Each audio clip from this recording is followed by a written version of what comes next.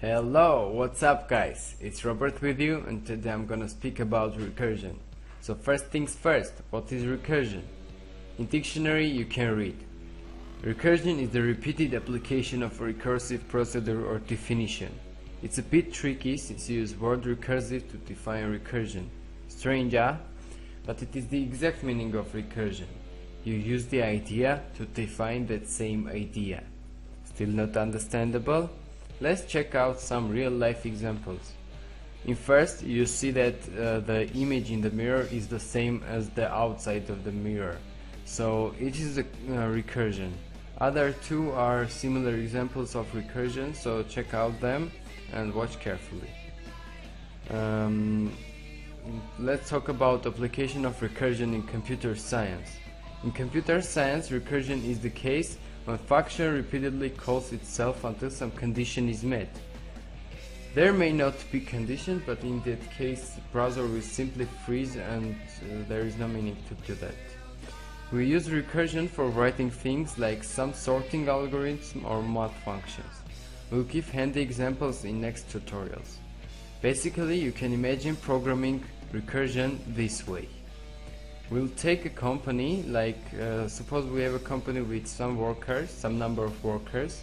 Every worker has one higher position and can order something to person with one lower position, only one lower position. So something like this. So the worker with fifth, it means with highest position, wants something, and he orders persons with fourth position to do that. Fourth person position in his turn orders the same to the third position person. It goes all the way until the first person, who then does things himself because he has nothing, no one to order, and he kinda need to write a report and return it back to from whom he was given order. So he writes report and returns it back to second person who ordered him to do something, and then second person returns it to the third person to fourth, and all the way back to fifth person, who then returns that report to user. It means us. More advanced version of this is when you can imagine that every time someone orders something, he, for example, adds count of something by 1. Suppose the fifth person wants 5 apples. He gives 1 apple, but he has 1 apple. He gives it to fourth person and says, add 4 apples and give me back. But fourth person has only 1 apple, so it adds that 1 apple to one given from fifth person and passes it to third person. Third person has 1 apple but needs 2 more apples. He adds his apple and give it to second person, saying add 2 more apples and give me back. Second person adds his apple and give it to the first person. Then add the fifth apple, and in that case the fifth apples are in place, so it goes all the way back to the fifth person, like this. Okay, there is some terminology you might want to know. Recursion has 2 steps: recursive step and termination case. Recursive step is when breaking condition is not met and we need to call function once again. In our metaphor, fifth to second persons are recursive steps. Termination case is the case when recursion ends, it means no more calls to function, and returning begins, like 1 started returning all the way back to fifth. In our metaphor, as you may guess, it's the first person who is termination case. Okay, let's have some fun. Let's write the code that will print 1 apple if function is given 1 argument 1, and 1 more apple every next time if argument is bigger than 1. Check examples if definition is not such great. So let's start writing our code. Okay guys, now we'll have the fun part of our today's tutorial, and that is coding. So we'll start by creating a project that will have index.html and apples.js in it, and then write our JS file and then our index.html file, put them together and see what happens. So let me create test project, put index.html and script.js. Our script name will be apples.js in it, and start coding. First we'll write JS file and then index.html file. So remember, we will create a function that returns string 1 apple if argument is 1, and n-1 times 1 more apple if argument is bigger than 1, and then 1 apple. So it goes like 1 apple, 1 more apple, 1 more apple, etc. until we will reach it. Okay, first we will create a space where we will save our function, and we will call that count apples. Remember, always give names that are intuitive to reader of the code, so it is understandable and clear. As we said, our count apples will have function in it, and our function will have one argument, and that is the number with which we will call it.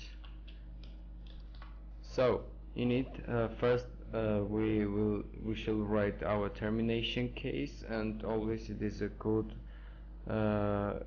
practice to write termination case and then go to our recursive body if you write some recursive step things.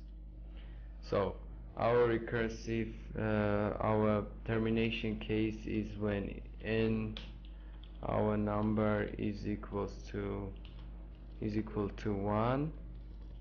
So in that case we'll return 1 apple. Okay, and if it is not 1, if it is bigger than 1, we'll return our function count apples with our argument modified and decremented by 1, so number minus 1 plus 1 more apple. Okay, here we should write also some console log to check the result, or you can write directly to HTML by, for example, document.write. Not such big differences in this case, so we'll use our console log. Okay, in console log we will have count apples, and I will call it with argument 5, so it will print, we hope it will print 1 apple and 4 times 1 more apple. Let me save this and go to index.html to write some simple HTML page, just basic tags.